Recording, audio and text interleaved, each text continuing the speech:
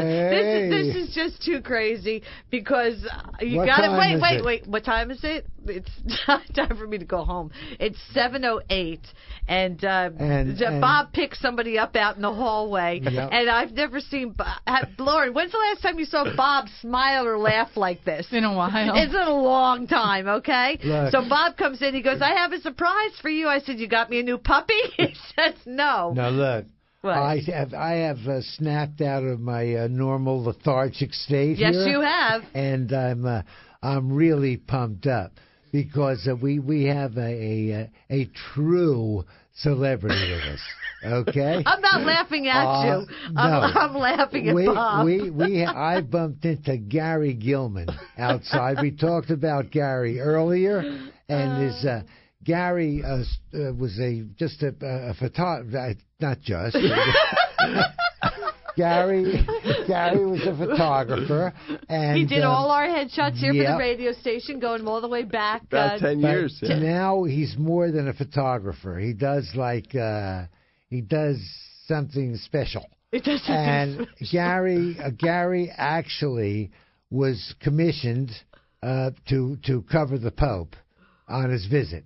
And he was in New York, and he took some pictures of the Pope that became worldwide. Well, why don't you let Gary talk? All right. Hi, Gary. How you doing? Welcome home. I have never seen Bob so happy, so that's really kind of fun. I'm glad to make his day this morning. All right, so Mr. Friends, this is Gary Gellman from Gellman Images. We've known him for a long time now. He did our headshots. He does all the personalities. That's right. Imaging. Right, And what did I say? Yeah, we did headshot photography. But I couldn't think photography, of imaging. Right, I couldn't think of the word. All right, so Gary was, and I talked about you this morning. So Gary, welcome to Bob and Marianne in the morning. I'm so honored to be here. I mean, this is the show for Ocean County. Obviously, Bob is too. The honor is mine. The honor is mine.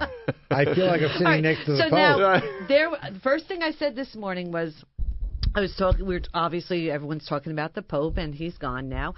And there was a picture that was circulating of a young boy, a teenage boy, in a wheelchair that had cerebral palsy. And he was right at the fencing. Now, the Pope must have just gotten off the plane. All right, so you pick it up from there. So you were just there. to give you the laydown, I arrived in Philadelphia around 7 p.m., stayed up all overnight. We got checked by security. So the Pope was going to arrive at 9:30.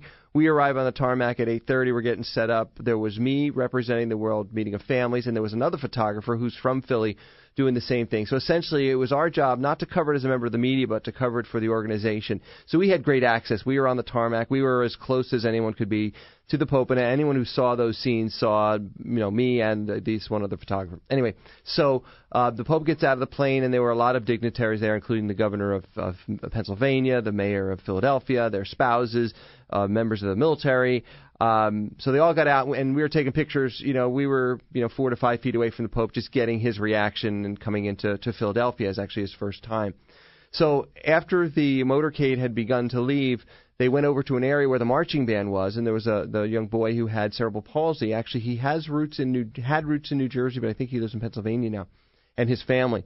So the Pope gets out, and the media was on one side, and we had access to be on the other side. So essentially, although the media caught us capturing the image of the Pope, they didn't actually have an image of what was really going on, and that is the blessing and the kiss to this young man. So essentially, my colleague and I got to the other side, took the picture that all of the media wanted, and he and I both distributed it, and it was seen all over the world, I guess, yesterday. So. It's a beautiful picture. Yeah, and I posted it on my Facebook. Yeah. I got it on I took it from your Facebook and posted it on my Facebook. Thank you. Now here, on a personal level, you were 4 to 5 feet away from Pope Francis.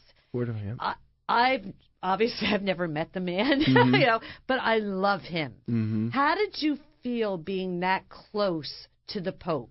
Well, being a strong Catholic, it was nice. It was very emotional. Actually, it was more emotional when he kissed the boy, but I realized as he was coming down the steps where I was and what I was doing. Up until that point, it was work. Right. Get the cameras, make sure you're set, batteries charged, tripods ready, new lens, wide lens, short lens. But as he was coming down the steps, there was no stopping then. There was no time to think about work anymore. Now I was in auto mode. But as he was coming down in auto mode, I realized this is 27 years of work, and 27 years later, I get to see the Pope come to America, come to Philadelphia. Now, I had seen him 2 days earlier in D.C. as I was there at the Mass of the canonization, so I saw him, but very far away. But here, this was a real person, just like a Bob and Mary Ann, just like every other individual that I photographed and got that close to.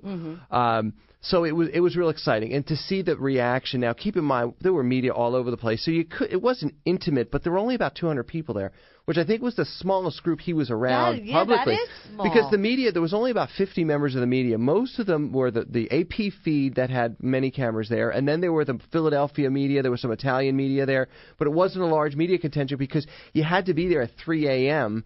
to get checked in. So for me, I left Jersey at 7. I showered before I left. Got to Philly around 8, took SEPTA in, and just waited around because I didn't want to miss that call because that was the call of a lifetime. So whether I'm tired now, which I am, I knew I was going to need time to recover, but I didn't want to miss the call to be there because you had to be there. They opened credentials up from midnight to 3, and I figured, okay, so I have from midnight to 3 to figure this all out. So I get there at, like I said, 8 o'clock. Did you go by yourself, Gary? I did. They didn't allow me to take any assistant or any helper like that. So everywhere I was, you had to have media credentials that had to be organized way in advance. And to have an assistant come and block out their whole week, which is what I more or less did, it was kind of difficult to do. So, yeah, I was there by myself only because I normally would take an assistant. So I waited in the convention center. They provided us with food and drink just to keep us going. There were other media there. But around 3 o'clock, everyone started to pile in. So we registered in one area. Then we had to go get our credentials in another area. And then we just sat and waited for the bus. And then we got down to the bus. And then the dogs checked out all our equipment for explosives. The staff also looked in all our equipment. Then we got on the bus. We got out of the bus. They checked it again. And then we waited on the tarmac for about an hour. And then he came off. Then he comes down, So I had taken some pictures of actually the owner of NBC, the Roberts family. They own NBC and Comcast, and they were taking some pictures on the red carpet. And the Secret Service yelled at me because I was setting them up, just like I would do every other time. I set them up for a picture. And Secret Service, stop! We got to be ready. The Pope is coming down. Or the door hadn't opened yet, but the Secret Service had to be prepared.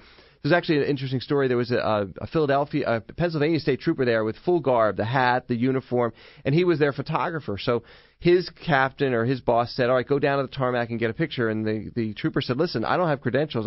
He says, just go down there. And then he was telling me the story after. Lo and behold, I was there when Secret Service approached him. Now, keep in mind, I'm just a guy from Jersey. Here's a state trooper from Pennsylvania with the whole garb on, and he didn't have credentials. So she looked at him. She was like a woman of maybe 35 years old and said, who are you? He said, I don't have credentials. I told my boss. She says, okay, you stand back there and don't move. That's where you have to be doing this. So here I was like 4 feet away, and the guy with the gun, or the trooper, was that far back. And so that was kind of interesting. But, it all goes back to, reputation and being at the right place and asking the right people, talking the right way and communicating properly. And, he knew where he had to be, but his boss told him to go, so he went. So. Look, wait, the key question, I'm sitting here quietly, listening, and did he notice you? Did the Pope notice you? Well, I do have one picture when he was in the black Fiat, where I was the only person in the area, and he had a big smile and wave, and I believe he was looking at me. Oh, boy. Okay, now, good. whether he knew it was me or he saw my camera and knew it was me, I don't know. But I did meet a guy, a reporter from Rome who lives not far from the Vatican, and he said, anytime, come see us, anytime. So maybe I'll get another shot on that. Yeah, wow. So. Well, I can tell you're still on a high. I am. You are, because I've known you for a long time. I've never heard you go, well, like this. I'm so excited. Bob is so happy. I mean, Bob Levy is happy. Can you believe that? Well, I listen to Topic It's a miracle. A. It's divine intervention. That's what it is. It's divine intervention. Nobody sees Bob smile. Nobody sees Bob laugh. Gary Gellman comes walking down the hall. Bob comes in. I got a surprise, and there you go. I think it was the yarmulke the Pope was wearing. I think he was a little excited. Nice Jewish boy from Lakewood was like the yarmulke. What do you think, Bob? What I think is that. What do you think, Bob? By proxy, I feel like I was 3 feet away from the Pope. The aura is still coming off of Gary onto you. Coming off.